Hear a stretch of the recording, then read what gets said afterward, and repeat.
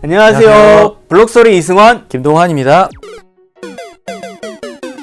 네. 오늘 시간에는 모네로 코인, 익명 코인의 대표 모네로 코인에 대해서 알아보는 시간을 갖도록 하겠습니다. 현재 시가총액은 한 13위 정도로 시가총액 한 1조 원 정도 되는 큰 규모의 코인입니다. 네, 사실 그 익명 코인이 사회적으로 그렇게 좋은 시각은 아닌 것 같습니다. 그 중에서 또 모네로 오늘 또 알아보게 됐는데요. 익명 코인 모네로의 대표 주자, 이게 어떻게 생겨난 것인가요?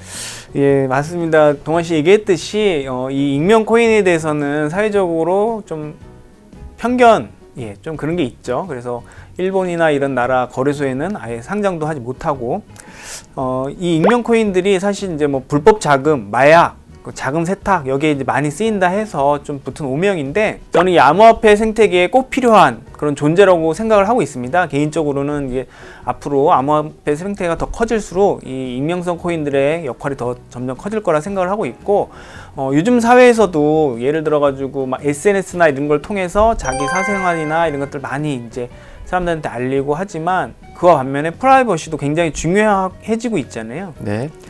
몇 년 전인가 그 미국 뉴스에서 봤는데, SNS로 자기 이제 가족들 휴가 간 것들을 막 올려놨더니 이제 그 SNS 보고 집이 비었구나. 그런 지인, 친구가 그 집에 들어가서 이렇게 물건을 훔쳤다는 그런 뉴스를 한번 보게 됐거든요.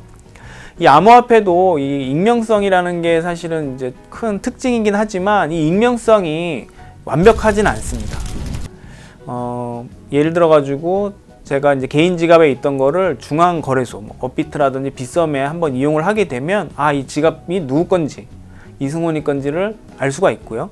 그리고 또 제가 지인들과 동환 씨를 한번 거래를 하게 되면 이 지갑의 주소가 이승원이 거구나 하고 금방 알아볼 수가 있기 때문에, 그러면 그 지갑을 알게 되면 그 다음부터는 제가 어디에 무슨 돈을 쓰는지, 갬블 게임을 하는지 아니면은 어떤 코인을 샀는지 그걸 다 노출이 되거든요. 사실 우리 지갑에, 그러니까 우리 통장에 내 재산이 얼마 있다는 거를 사실 그 노출하고 싶진 않은 그런 내용이잖아요. 네. 근데 이게 암호화폐에서는 싫어도 다 노출이 되는 그런 상황에 놓여지게 되거든요. 그래서 이 익명성 코인이 그런 좀 개인의 프라이버시라든지 이런 쪽의 측면에서 아주 필요한 그런 화폐입니다. 네.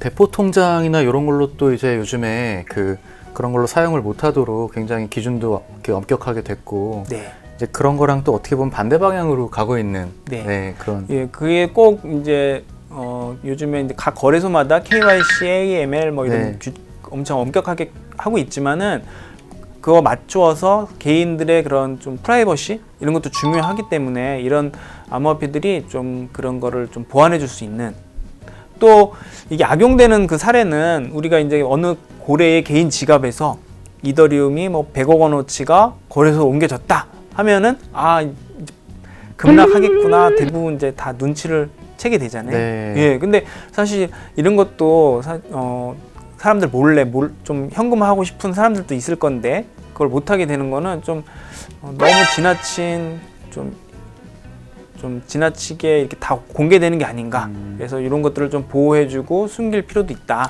네, 사실 뭐 산업이 발전하기 위해서 그런 지하 경제라고 하는 것들이 같이 이제 발전을 하게 되니까, 이제 지금 태동기인 이 코인, 그 암호화폐 쪽에서는 어떻게 보면 생태계를 확장시키는데 이런 익명 코인이 기여를 할 수 있다고 생각이 드네요. 저는 큰 기여를 할 거라 생각을 하고 있습니다. 그러면 이 모네로 어떻게 탄생하게 된 배경에 대해서 좀 설명해 주시죠. 이 모네로는 2014년 4월에 이제 크립토노트를 쓰고 있는, 최초의 크립토노트를 쓰고 있는 바이트코인에서 하드포크한 그런 코인입니다. 크립토노트라는 거는 제가 처음 들어봤는데 설명을 좀 해주시죠. 크립토노트가 사실 이거는 익명성을 익명성을 위해서 탄생한 거라 보시면 되고요. 그 특징을 보면은 쉽게 알 수가 있습니다. 첫 번째, 크립토노트의 특징 중에 가장 큰 거는 추적 불가능한 트랜잭션입니다.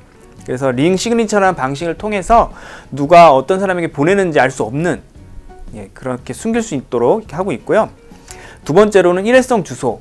그래서 크립토노트는 트랜잭션마다 일회성 원타임 그 어드레스, 일회성 주소를 생성을 해서 거래를 하게 됩니다. 그래서 누가 거래를 했는지는 알 수가 없게 숨기는 기능이죠. 세 번째가 이중 지불 방지인데, 이제 이 추적 불가능한 트랜잭션과 일회성 주소를 사용하기 때문에 자칫 잘못하면은 이중 지불 문제가 생길 수가 있거든요. 네. 암호화폐에서 가장 큰 특징이라 할 수 있는 이중 지불을 방지하는 역할을 여기서 이렇게 섞어서 하는데도 방지할 수가 있습니다. 그리고 세 번째는 블록체인 분석 방지, 보내는 사람과 받는 사람이 알 수 없게 하는 그런 기능이 크립토노트의 가장 큰 특징입니다. 네, 그 시작은 이 크립토노트에서 비롯된 바이트코인이 먼저 시작은 했지만 어떻게 보면 그 이후에 생긴 모네로가 네. 지금은 더 유명해진. 그렇죠. 네. 모네로는 이 익명성을 최대한 또 계속 발전하면서 개발을 하고 있거든요. 그래서 이 크립토노트 위에도 또 큰 특징이 몇 가지가 있습니다. 그래서 또 하나는 링시티라 해서 송금을 얼마 하는지 알 수 없게 숨기는 기술도 있습니다. 네. 예를 들어 가지고 제가 100개의 모네로를 보내게 되면은 이 100개를 한 5개, 10개, 20개로 잘게 쪼개는 거죠. 그래서 100개의 코인이 이동한 거를 숨기는 그런 기능도 있고요.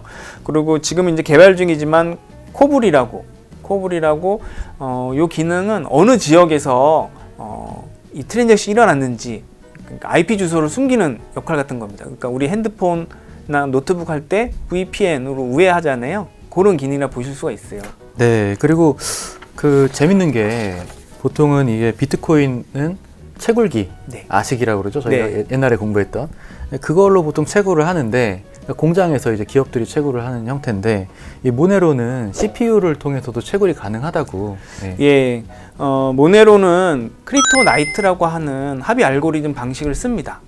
요거는 아시기들이 이제 그 채굴이나 이거 하는데 좀 그렇게 하지 못하게 하는 그런 기능을 갖고 있거든요. 해시 파워를 특정 집단에서 이렇게 다 점유하지 못하게끔 하는 그런 기능을 갖고 있습니다. 그래서 좀 재미있고, 그리고 CPU로 채굴을 가능하긴 하지만 GPU에 비해서 효율성이 많이 떨어져요. 그래가지고 이제 저도 CPU 대신 그냥 GPU로 이제 좀 채굴을 하고요. 네. 그리고 좀 재밌었던 사건이 2018년도 4월 6일에 있었습니다. 네, 어떤 사건이죠? 2018년 4월 6일이 저는 좀 그 아시기와의 전쟁이 있었던 네. 그런 걸 보거든요. 아시기 만드는 회사들에서 이제 여러 가지 선 주문을 받아가지고 모네로 코인 채굴에 특화된 아시기를 만들어서 이제 다 배송을 시작한 그 날이었는데, 이때 모네로 재단 측에서 갑작스럽게 하드포크를 해버립니다. 그래서 아직 고객들이 받지도 못한 그 아시기 받지도 못했는데 이제 채굴을 무용지물화 해버린 거죠. 네. 예, 그래가지고 엄청 저도 크게 막 깜짝 놀래고 많이 이렇게 웃었었는데, 사실 그 주문하신 분들이나 그 반도체를 만들어서 판매하신 분들은 굉장히 이제 뼈아픈 그런 기억이 아닐 수 없겠죠. 네. 오늘 그 대표 익명 코인 모네로에 대해서 알아봤는데 앞으로 전망은 어떻게 보시나요? 저는 이 모네로 코인이나 다른 이제 익명성 코인들 어떤 게 이제 가장 이제 대표가 될지는 아직까지는 초기이기 때문에 알 수는 없지만, 익명성 코인이 앞으로 엄청나게 큰 시장의 포지션을 차지할 거다 이렇게 생각은 합니다. 앞으로 이제 아까도 서두에 얘기했듯이 코인 생태계가 많이 이렇게 되면 될수록 점점 이제 그 좀 숨기거나 좀 보호해야 할 만한 그런 일들이 많아지게 되거든요. 그래서 이런 코인들이 아마 큰 역할을 하지 않겠는가. 그래서 모네로가 될지, 뭐 대시가 될지, 뭐 지캐시가 될지, 아니면 또 후발주자가 뭐가 될지 모르겠지만 앞으로 큰 역할을 하는 코인들이 되지 않을까 이렇게 생각을 하고 있습니다. 네. 동환 씨는 어떻게 보세요? 저는 이제 어떤 생각이 들었냐면, 이제 주식을 보통 하면 이제 얼마 그러니까 벌었다는 거는 친구들한테 얘기를 하지만 네. 얼마 벌었는지는 보통 공개를 안 하는 그렇죠, 게 예의이자 예. 상례죠. 예. 그래서 이제 그렇게 생각을 했을 때는 이제 어느 정도는 프라이버시 지켜줘야 되는 게 네. 저희가 이제 살아가는 이 세상의 룰인 것 같다는 생각이 그렇죠. 네, 들어서 이 모네로나 이런 익명 코인이 절대 뭐 사라지거나 없어지거나 하지는 않고 이제 실생활에 적용 가능하게 뭔가 변형되는 모습을 지켜보는 것이 좀 재밌을 것 같다. 네. 예. 저희들도 생각합니다. 이 익명성 코인이 발전해 나가는 거에 따라서 계속 관심 있게 이렇게 지켜보도록 하겠습니다. 네. 이상 블록스토리의 이승원, 네, 김동환이었습니다.